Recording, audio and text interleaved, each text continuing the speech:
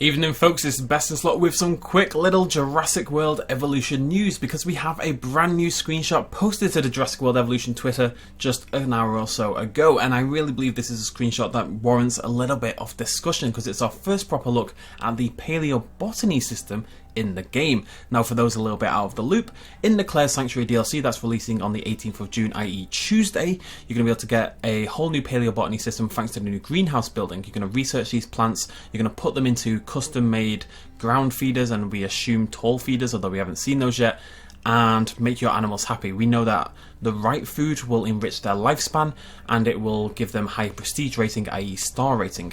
But there's two good aspects to what we're looking at here. So let's start over on the right hand side as we look at our cicads. So this little bit here is what I want to focus on. Yes, the red brush is back and very professional. In studies by our paleobotanists, cicads were noted to increase quality of life in Pachycephalosaurids and Stegosaurids, but produced adverse effects for ceratopsids, iguanodontids, hadrosaurids, and ornithomimids. So this is something we didn't know before. We knew that the right plants would make your dinosaurs happier, right? If you put the right plants in the feeder, they'd eat them and they'd extend their comfort and growth and blah blah blah blah. But we didn't know the wrong plant would have the adverse effect, would probably do the opposite of that, right? It would lower their prestige, it would lower their lifespan.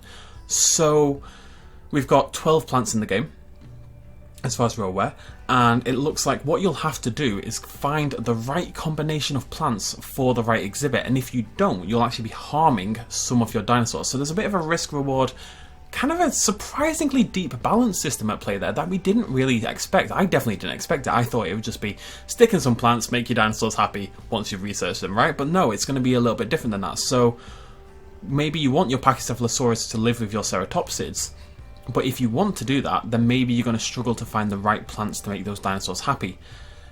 Each dinosaur is going to have a preferred plant and probably multiple other ones they're okay eating, something like that.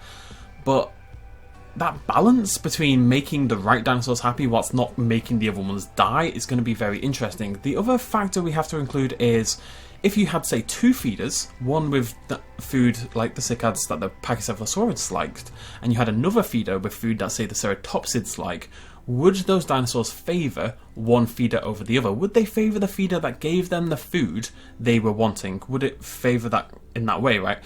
Would it favour it in that way, right? That's English there, BestInSlot. Oh boy. The point is, will they favour the correct feeder, or is it something you can't risk, basically? Is this going to be another aspect to our exhibit design and our enclosure management by giving our dinosaurs the correct food?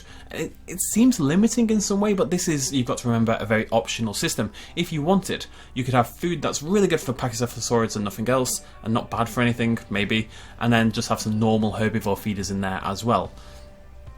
So you don't have to just use these. They will obviously give you a benefit to your park and to your sort of general dino welfare, and it's definitely a system we're going to want to pursue if possible, but you don't have to.